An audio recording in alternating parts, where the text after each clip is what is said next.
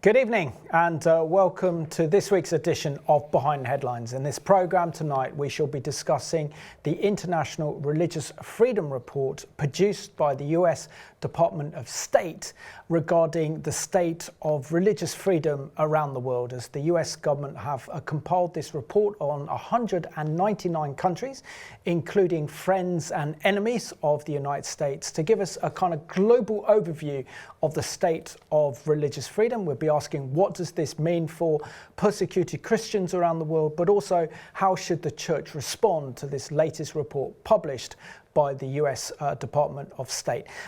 Regan, now what's so surprising about this very comprehensive international religious freedom report put out by the US State Department is the fact that it hasn't generated that much press coverage, and yet the United States government has literally profiled 199 countries around the world, including Great Britain, on the state of religious freedom. Why do you think this report is so important, and what does it tell us about the world in which we're living in?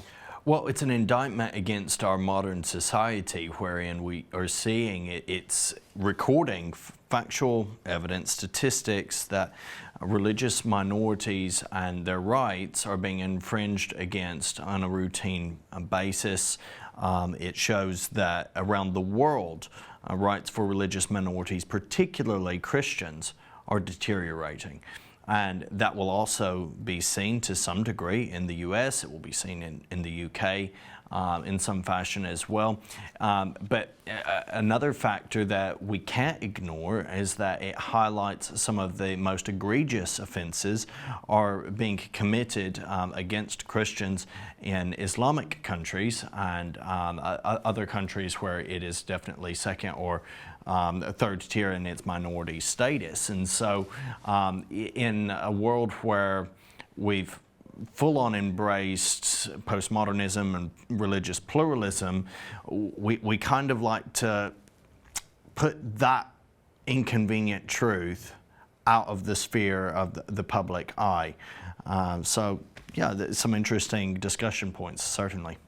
So this international report on the state of religious freedom around the world is produced by the US State Department. It's produced for Congress, and this report was, and it's a very comprehensive report, was actually published last week. The report covers government policies violating religious beliefs, practice of groups, religious denominations and individuals, and US policies to promote religious freedom around the world. And the US Department of State submits this report in accordance with the International Religious Freedom Act of 1998.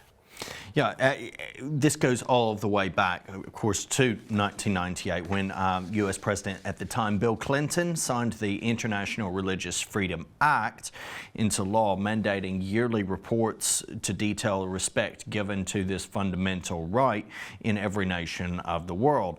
And it covers 199 different countries, which include U.S. allies as well as U.S. enemies. It designates the worst offenders as countries of particular concern, with second-tier violators placed upon special watch lists. They're produced under the direction of the Ambassador at Large for International Religious Freedom at the current time, that is Rashad Hussain, with guidance from the Office for International Religious Freedom Director Daniel L. Nadell and Deputy Directors Mariah Mercer and Carson Relitz-Rocker. Now, it's important always when we look at reports and when we think about the origins of and the primary makeup of these reports, that we look at who's writing. Any letter, any book, you want to know who the author is. So tell us a little bit about the author, Rashad Hussain, who is the primary person. Absolutely. But before we just go on that, I think it's important to touch how these reports are compiled for our viewers as well. So the US embassies around the world prepare initial drafts of country chapters based on information from government officials, religious groups, non-governmental organizations, journalists, human rights monitors, academics, media, and others. We also include that Christian NGOs such as Help the not so helping the persecuted, but many other kind of Christian organisations like International Christian Concern. Other one help the persecuted, and other various Christian NGOs have actually helped to compile these reports, particularly as it affects and relates to Christian persecution. So we see there that the Office of International Religious Freedom, based in Washington, D.C., collaborates in collecting and analysing information and therefore draws upon its consultation with foreign governments, officials, domestic and foreign religious groups, domestic and foreign and non-governmental organisations to actually produce this very comprehensive report. So the author of this report is Rashid Hussain. And Rashid Hussain serves as the principal advisor to the Secretary and State, which is Antony Blinken, together with the President Biden, on religious freedom, conditions and policy. He leads the department's efforts to monitor religious freedom abuses, persecution, and discrimination worldwide. He also oversees policies and programs to address these concerns and works to build a diverse and dynamic partnership that covers the broadest range of civil society. Prior to the appointment, Hussain was director at National Security Council's Partnership and Global Engagement Directorate from 2015 to 21, serving as senior counsel at the Department of Justice's National Security Division. President Obama appointed Hussain to serve as his special envoy to the Organization of Islamic Cooperation, OIC, the U.S. Special Envoy for Strategic Counterterrorism Communications and Deputy Associate White House Counsel. In his roles as envoy, Hussain advised on foreign policy issues and worked with multilateral organizations to expand partnerships in education, entrepreneurship, health, international security, science and technology, and other areas. He also spearheaded efforts on countering anti-Semitism and protecting Christians and other religious minorities in Muslim-majority countries. So he has quite a strong resume for this particular task. There are some fascinating brief conclusions that the report highlights. I mean, one thing you've really kind of noticed with this report as well is there is an Islamic bias with this. I mean, if you actually look on the report, you can actually find the report online. Just go to the Department of State, look into the report on international religious freedom. It comes up, it will give you an executive summary. You can scroll down the side and just tick on any particular country you want. So we've done Afghanistan, we've done Iran, we've done Britain, we've done Israel. And it's a full comprehensive report. But one thing you see, Regan, through this one is in the executive summary, the first issue that comes up is one of Islamic phobia. So we can see that, for example, Rashid's own personal bias coming to the fore, judging countries on how they interact with Islam first, and then Christianity, then Judaism, and then the other religions as well. So that is his primary concern. But I mean, it's also very strange that the Biden administration, that are completely obsessed with ultra progressive policies, have actually engaged in this report to try and promote religious understanding and religious freedom around the world when they're not really practicing at home. Yeah, one of the interesting features of it, as you say, okay, there's that preface, it's there, and there definitely seems to be that tilt of focus, but it's interesting that, of course, because it's all rooted in statistics, there has to be an exposing of what's going on in Islamic countries against Christian minorities. And so while there's this focus on Islamophobia and the preface to a degree, the most persecuted minority group around the world remains Christians.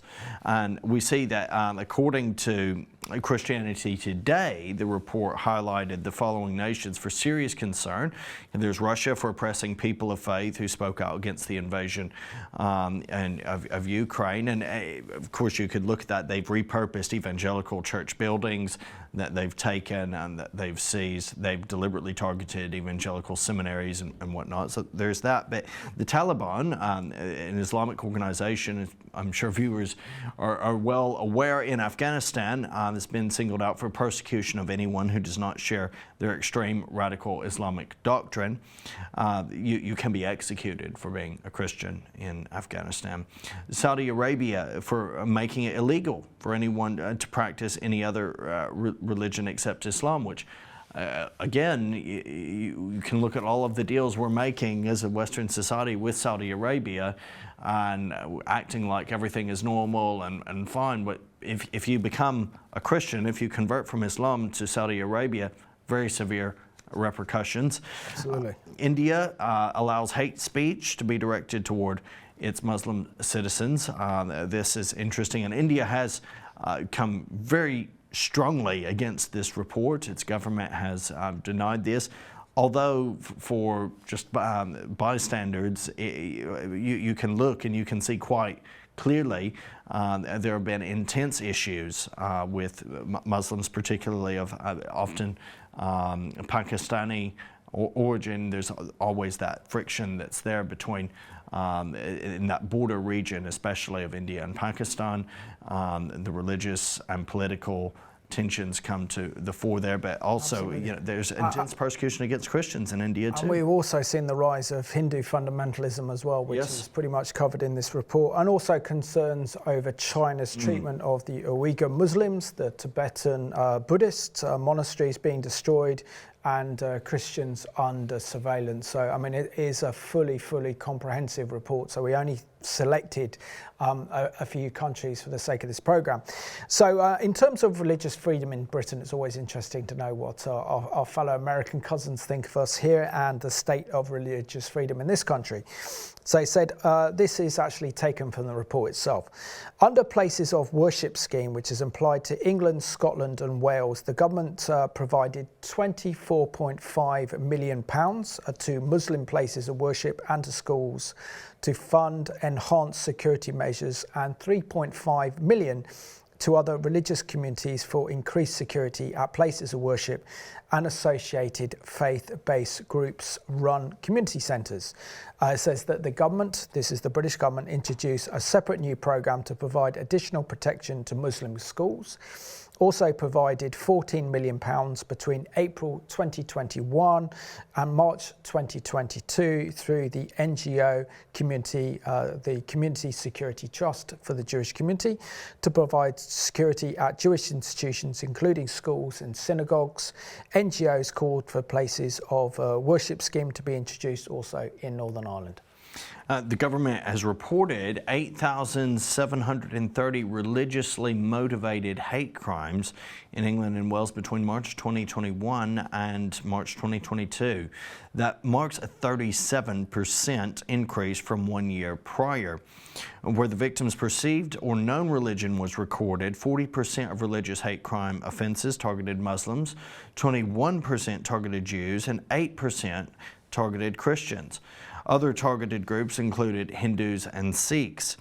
The Home Office said the increase in incidents could reflect a real increase in hate crime, improvements in recording, or the lower levels of incidents that occurred during the previous reporting year, which of course was when we were under COVID-19 restrictions and there were weeks and weeks of lockdown and crime stats went down anyway. And for those of you living and watching in Scotland, it says that in Scotland, the Crown Office and the Prosecutor for Fiscal Service reported 512 religiously motivated crimes in 12 months ending in March, a 16% decrease from the year prior.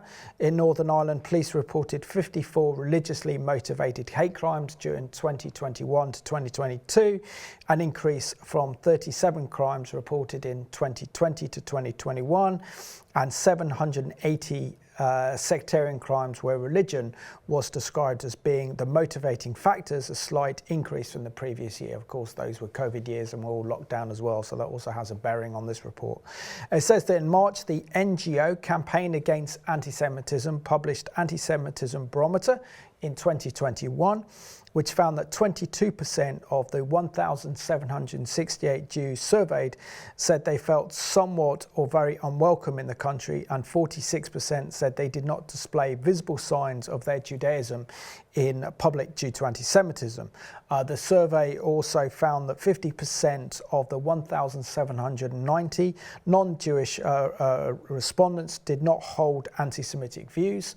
The CST, the Community Security Trust annual report, recorded 1,652 anti-Semitic instances during the year, including assaults, theft, threats, graffiti, damage or desecration of property, and hate mail. And in June, the NGO Muslim Engagement and Development and the Muslim Census published a survey of 113 mosques, representing 6% of the mosques in the country, in which 42% reported they had experienced religiously motivated incidents since 2019. Now, those incidents involve various forms of hate crime, you could say. They involve violence, there's also threats, vandalism, and theft as well. In June, the Scottish-based data research firm Savanta published a survey that found 69% of employed Muslims reported some kind of anti-Muslim behavior in their workplace, and Black Muslims reported experiencing the highest incidence of workplace anti-Muslim discrimination. In April, a coalition of Christian organizations, I remember seeing this, it's fascinating, published a study that found non-Christians had a more negative view of the Christian church than of individual Christians they knew. So, it just goes to show there's a lot of stuff that's out there, a lot of ideas that are not rooted in even our own individual personal reality. So hatred toward the Christian church, in our expression of it. But when it comes to, oh, he's a Christian, she's a Christian, what about them? Oh no, they're okay. He's all right. And this is tragically a part of the problem, that there's a perception that just doesn't match with people's own understanding and outlook of actual Christians. Absolutely, and also it's important to note, I think, as we follow this report and some of the conclusions and the evidence presented in this report on particular countries that we're discussing, is the fact that this covers pretty much all religions. So this isn't just a kind of report published by the US State Department looking at the persecution of Christians around the world. This is looking at international religious freedom around the world, and it's clear to mark that distinction. It says here, and now let's turn our attention to religious freedom in the Islamic Republic of Iran, which pretty much dominated the news last year. It says, according to numbers of international human rights NGOs and media reporting, the government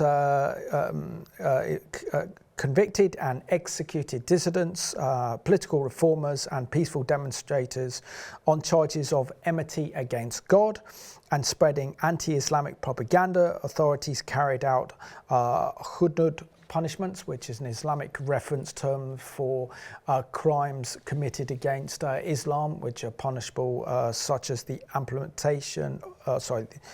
the removing of fingers or theft, flogging, and internal exile.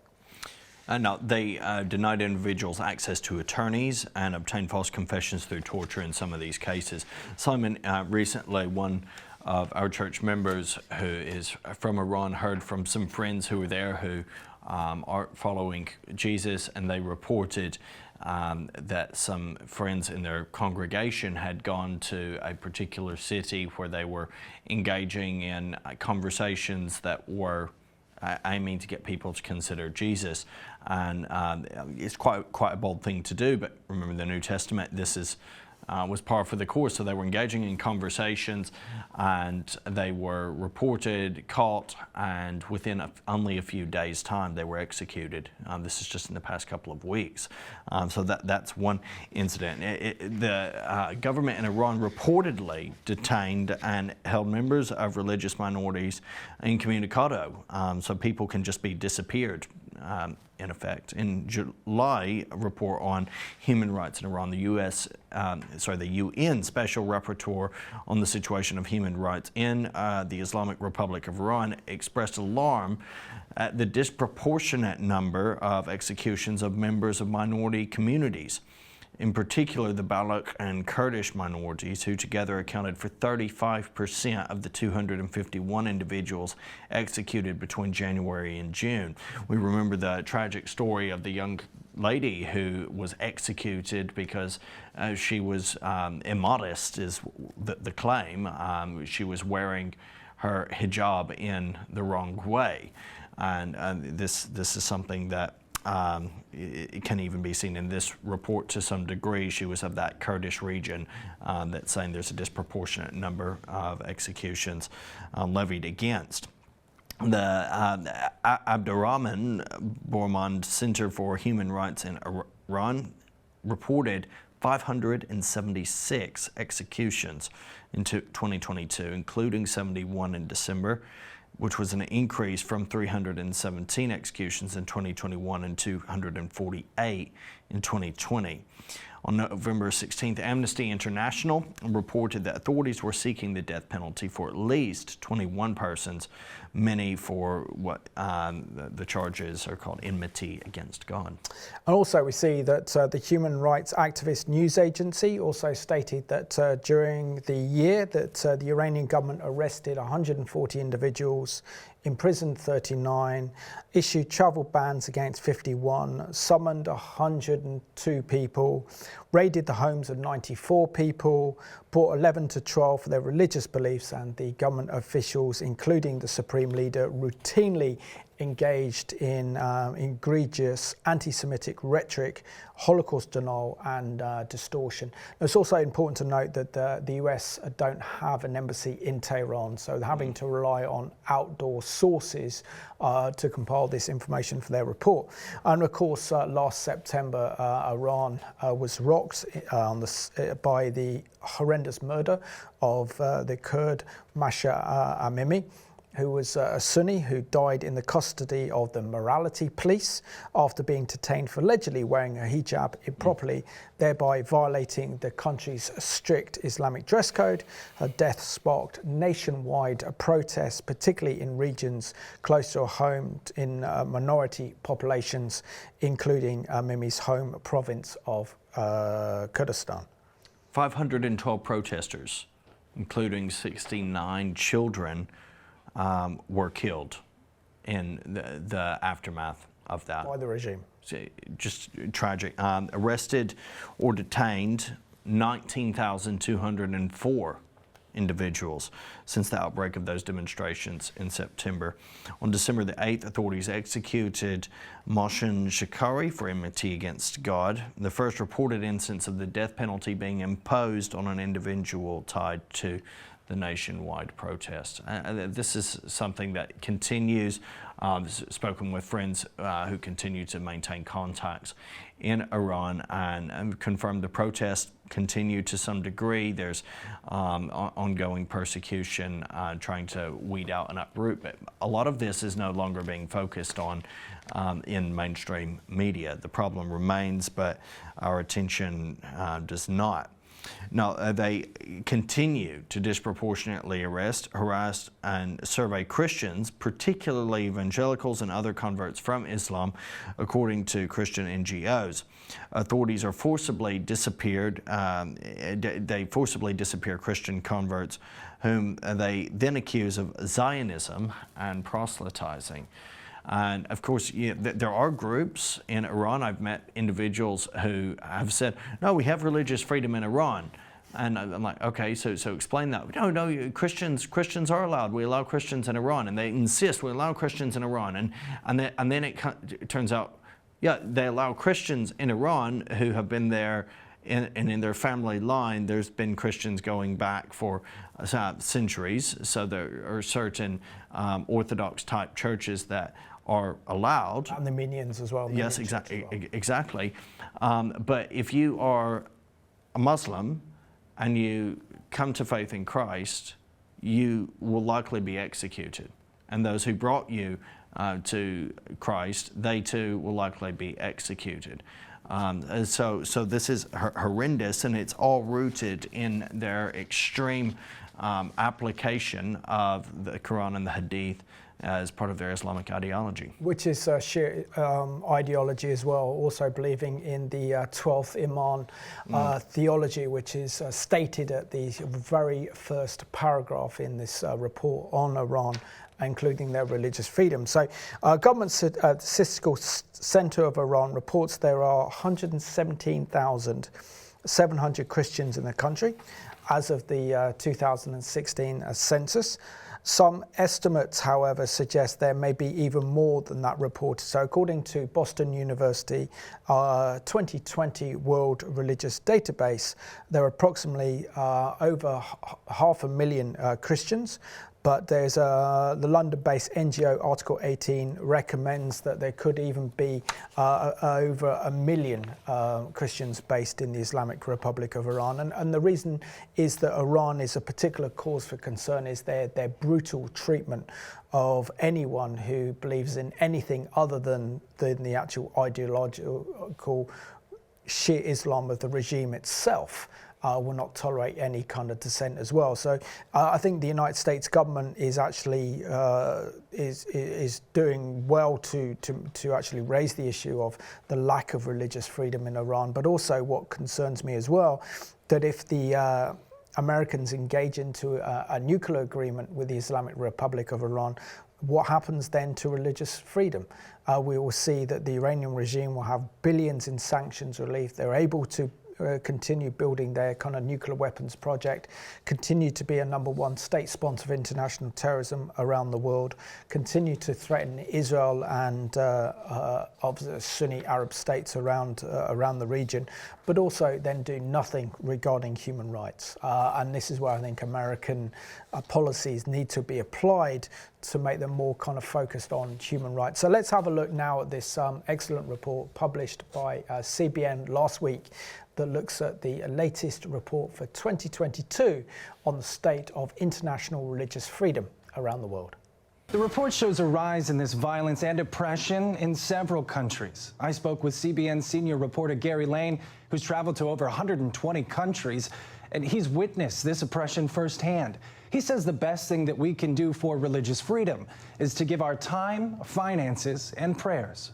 The key is, how serious are we when it comes to China? If you've got as many as 3 million Uyghurs imprisoned in genocide, and we say it's genocide being committed against them, then what are we doing about it? Why are we still buying Chinese products? The annual report raises big questions about religious freedom and our part in it. It follows both the good and bad of international religious freedom. Unfortunately, the report also documents the continuation and, in some instances, the rise of very troubling trends. Secretary of State Antony Blinken designated these 16 countries of particular concern. Governments in part of the world continue targeting religious minorities, using a host of methods including torture, beatings, unlawful surveillance, and so-called re-education camps. Religion can be such a powerful force for good in the world. Societies who seek to restrict it or use it to harm others cannot achieve their full potential. The extensive report notes several concerning hotspots, including attacks on the Catholic Church in Nicaragua, with more than 160 attacks against the church last year. Other crimes against humanity come out of China, where Muslim Uyghurs are suffering genocide and imprisonment for their faith. And notably, the people of Iran, led by the killing of Mahsa Amini, a young woman arrested and beaten by the so-called morality police because her hijab did not fully cover her hair. So it's a responsibility that we have as Christians, not to just sit on our couches in North America, but to do something about it. Gary, it's 2023. People are still being persecuted and murdered for their faith, if not more so than ever. Why do you think that is? In Nigeria, the Fulani herdsmen are being financed to clear Christians out of their villages and off the land because they want the land. In other countries, it's really more of a commitment to theology and doctrine. Like in Iran, Jesus Christ said, they hated me first, but they will also hate you because of me. So Christians are being attacked around the world. The State Department started observing the International Religious Freedom Act in 1998 when it was signed into law by then President Bill Clinton. Today, the information gathered is used to advance religious freedom in oppressed nations. It's also used to shed light on actions impacting religious freedom and also to preserve and protect that human right for everyone.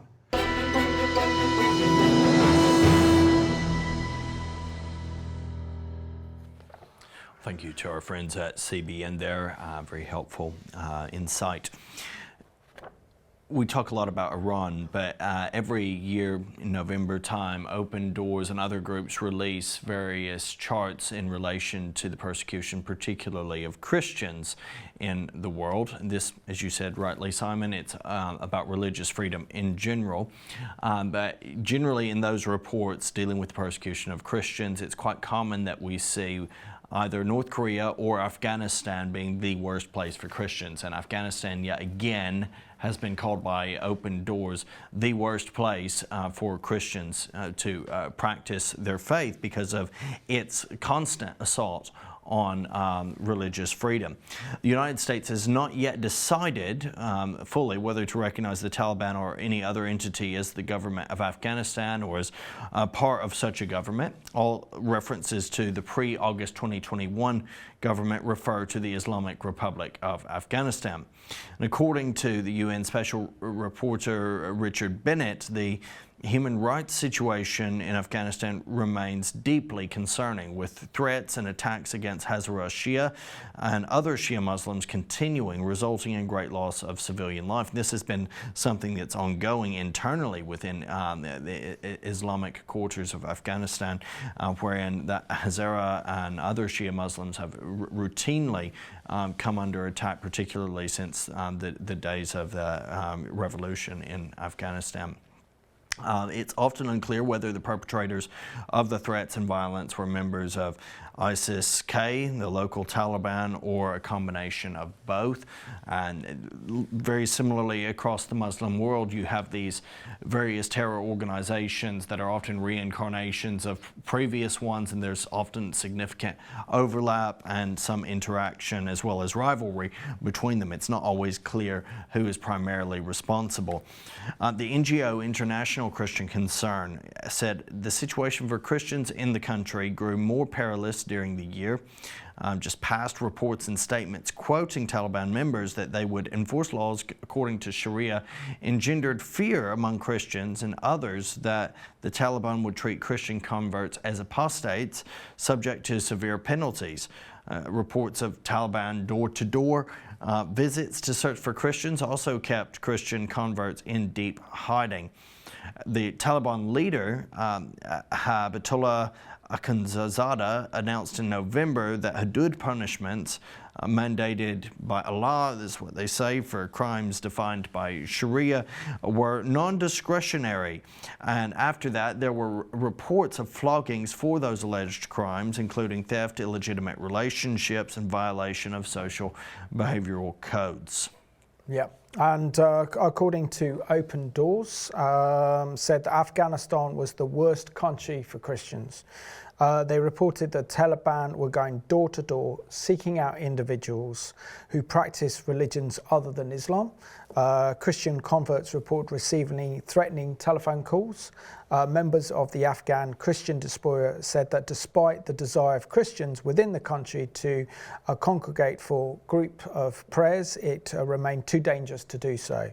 And the fear of the Taliban discovery of text and digital messages discussing Christianity caused deeply concerned for the Christian community. They had to do things behind closed doors and to refrain from communicating with one another in fear of attack. We also see the Afghan House Church Network leader living in exile said the Taliban police had killed some Christians who were in hiding, and Release International, an international watchdog for monitoring Christians, reported the killing of a Shia man who had converted to Christianity. So I think what's also coming apparent as we unpack a lot of these reports, particularly in Iran and Afghanistan, is the vital work being done by Christian NGOs that have been monitoring the situation regarding the persecuted church, because they make up so much content in these reports, and we wouldn't know, and the US government wouldn't know the extent of the persecutions of Christians if it wasn't for the role played by these very important Christian NGOs, highlighting the fact that our fellow brothers and sisters in Christ are being persecuted in many of these Islamic countries. It's a very critical work that they do, and often endangering themselves as well. We can think of the event that you and I attended a while back with Help the Persecuted and Tim Osman, and they were involved in helping Christians out of some of these nations, where there's been active aggression and active persecution. So it's a difficult task. We need to pray for these groups, and particularly for those Christians who remain, that God would strengthen them, give them boldness, and continue to grow them.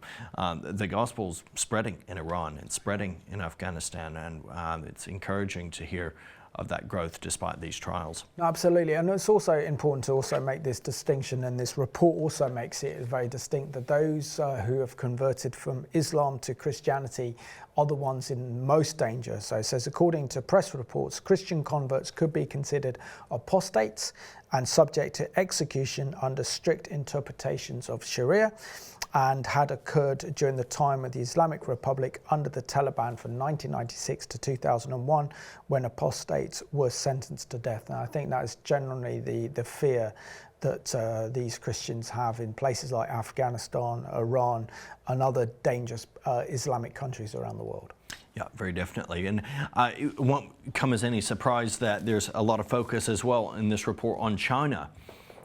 There's the Islamic side of things, but there's also very much the communist side of things, where we have atheistic ideology driving extreme persecution of religious minorities. In China, it's often come under focus for its treatment of the Islamic Uyghur people as well. There are also many Christians who are Uyghurs as well, but they're generally singled out.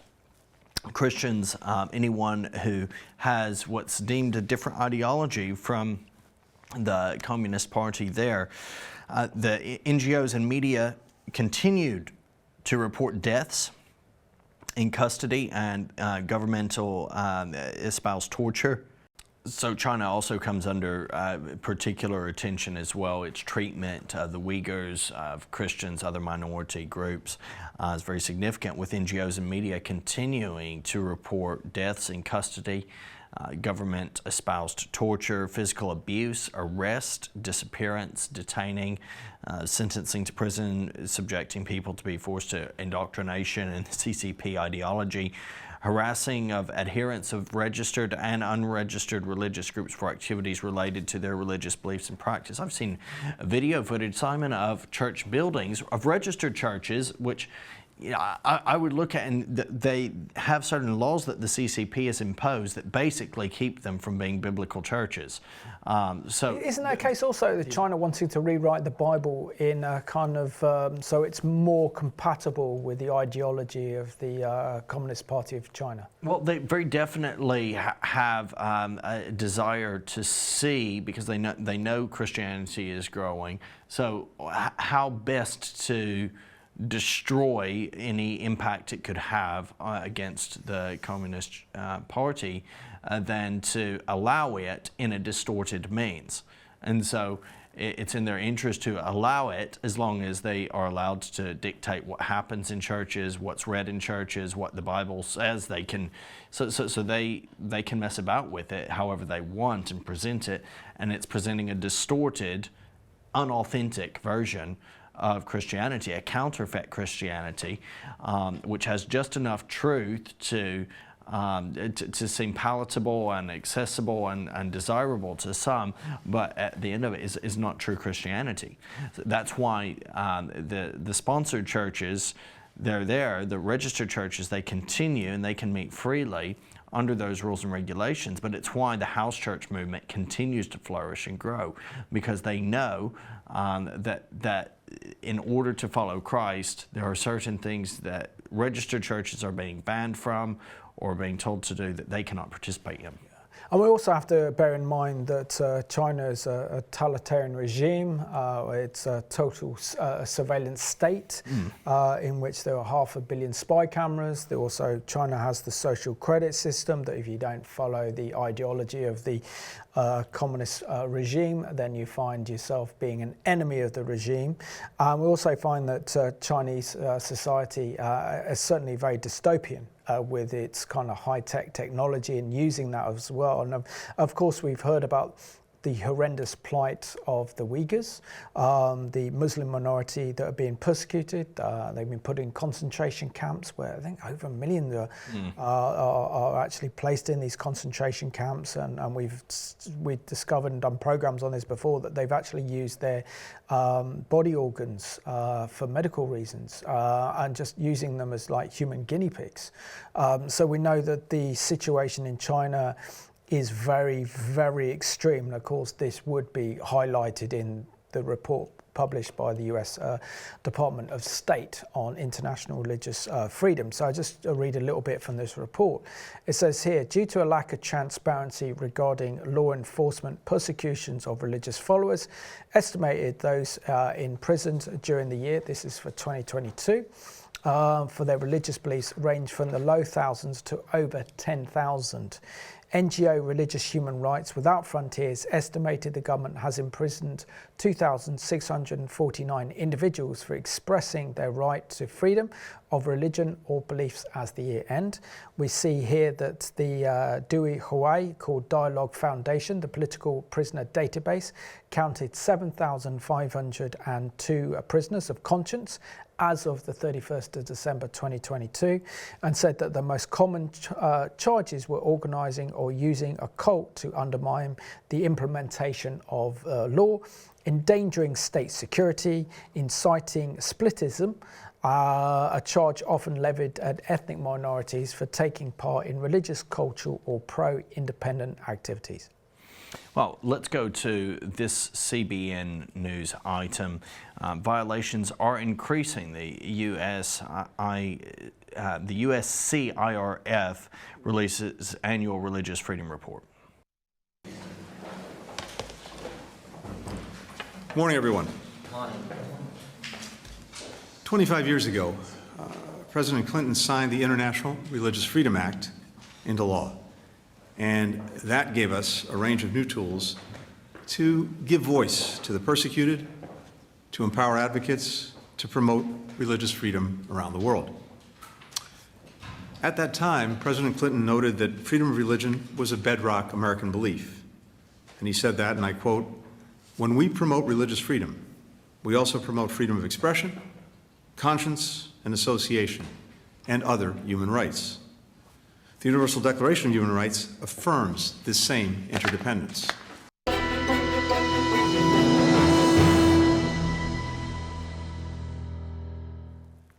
And thanks to our friends of CBN have actually covered this topic of the plight of international religious freedom around the world, which sadly so many of our big broadcasters haven't done. This hasn't received much coverage in the American press, let alone the international press either, when we consider that religious freedom is a basic tenet of our human rights, and without religious freedom, we can't live in a true functioning democracy.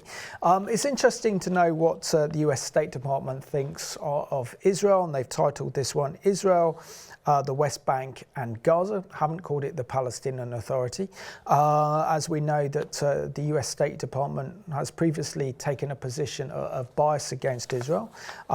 They report that on the 13th of May 2022, prosecutors indicated Sheikh Youssef al-Baz for incitement to violence after he posted statements on a Facebook describing as heroic the youths and Muslims who confronted police at the Al-Aqsa Mosque compound. And on the 14th of April, police arrested 6 Jewish activists on suspicion that they planned to sacrifice a goat during the Passover holiday. Now, That's inaccurate and a start, because they wouldn't sacrifice a goat. It would be a lamb at the Harim al-Sharif Temple Mount complex. It says there, police also arrested several Jewish activists for blowing the shofar horn at the Bab al-Ram Muslim cemetery.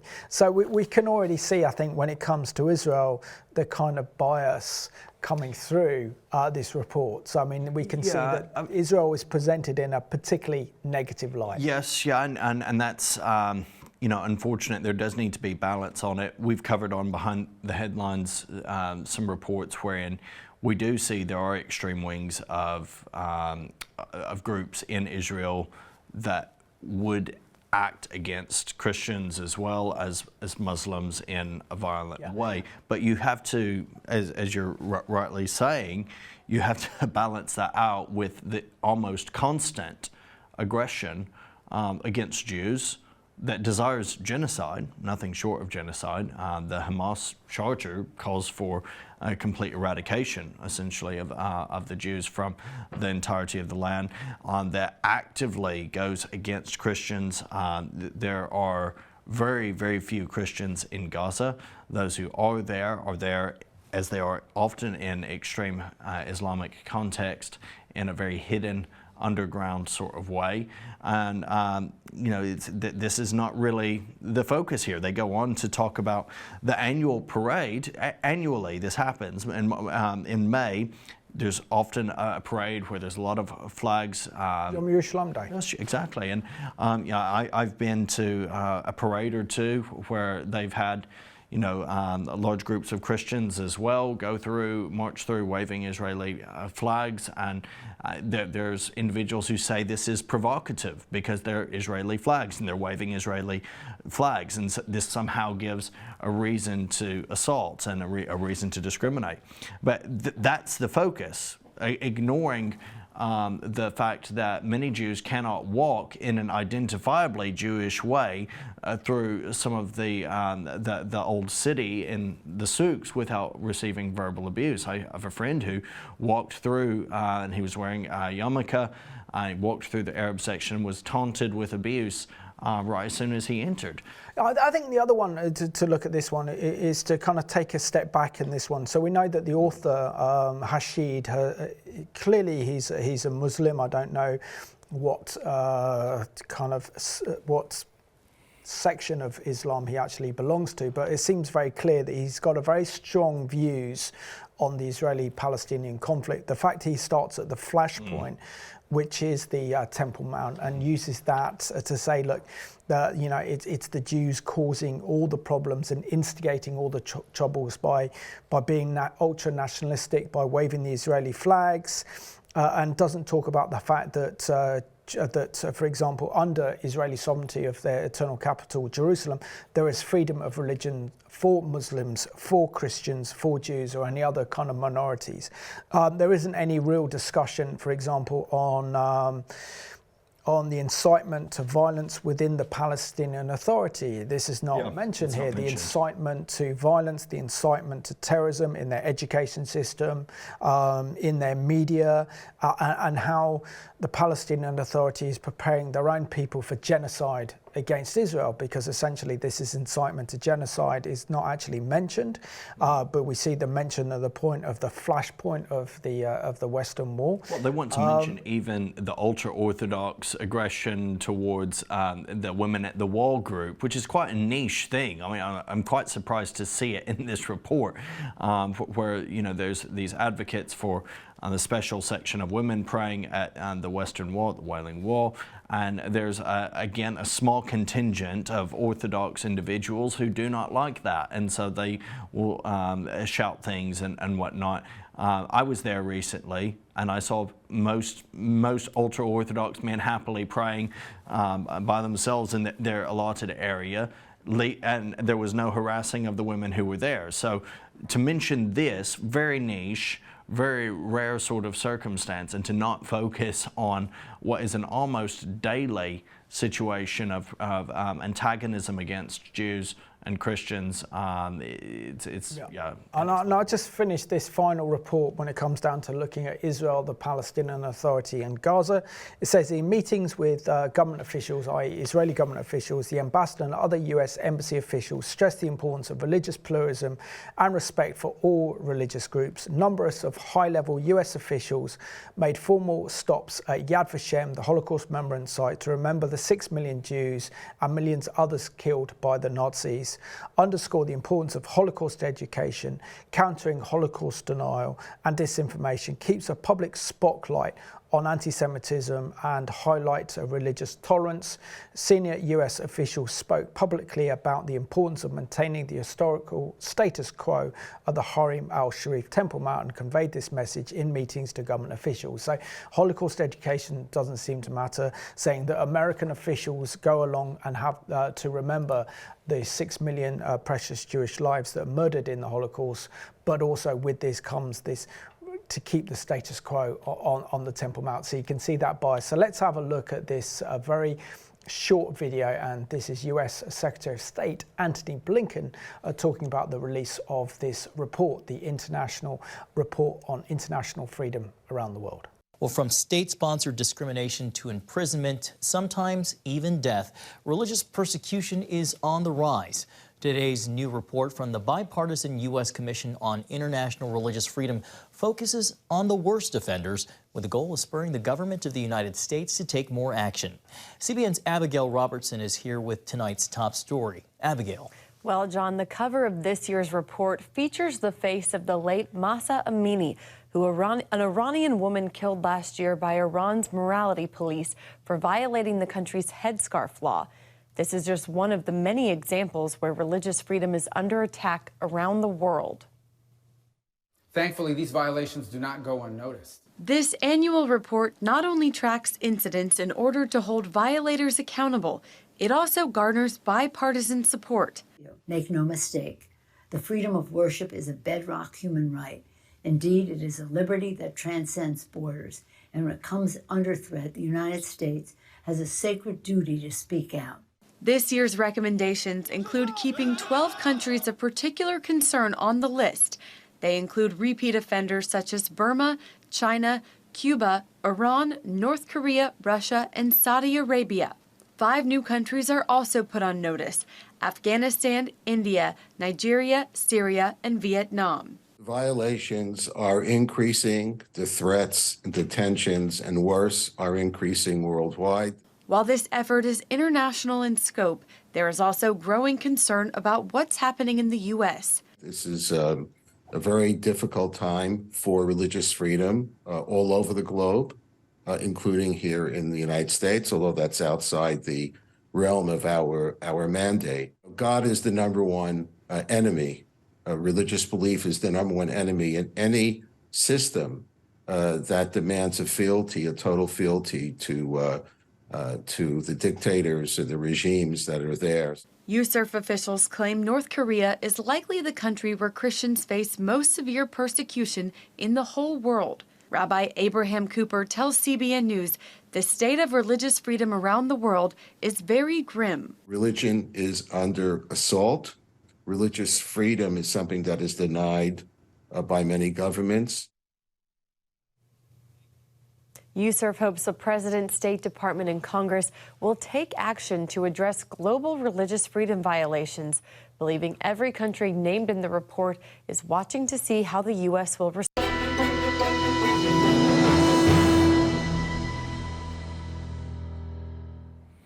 So, Simon, we've seen some of the discussions, we've observed these reports as well. Running through this as we come to the end of the program, what do you think is some of the biggest takeaway? Well, it's not surprising that countries like China are pointed out, North Korea pointed out, for example, the Islamic Republic of Iran are pointed out for nations for considerable concern of influence. So therefore, it's imperative that we continue to pray for Christians in these very dangerous Islamist countries, but also we want to reflect upon a little bit on the kind of lack of religious freedom within the United States under the Biden administration, the fact that that Christians who are standing up on biblical values, including pastors, are being arrested by members of the FBI.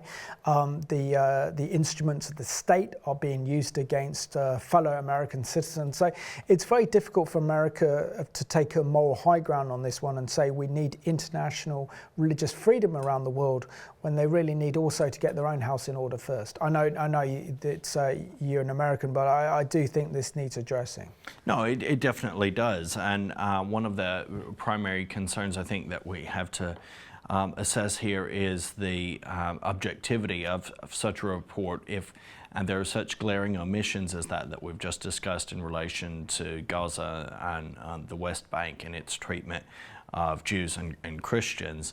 Why the focus? Why the emphasis throughout on Islamophobia when we know statistically that Christians are more persecuted, especially in these Islamic environments? So the U.S. is increasingly a strange animal in that it has its own issues as well with freedom of speech and freedom of religion, and tragically I think we can only expect that to increase. And also we see that none of this is backed up by U.S. foreign policy. Other interests such as financial interests, strategic interests take preeminence. So we want to thank you for watching this week's edition of Behind the Headlines. It's not easy to unpack this fully comprehensive report on international religious freedom, but what it does show is that we can't afford to be silent in the face of terror facing so many Christian communities around the world who are facing persecution for their faith because they believe in Jesus Christ, particularly those who have converted from Islam to Christianity that we need to keep in our prayers. So I want to thank you for watching this week's edition of Behind the Headlines.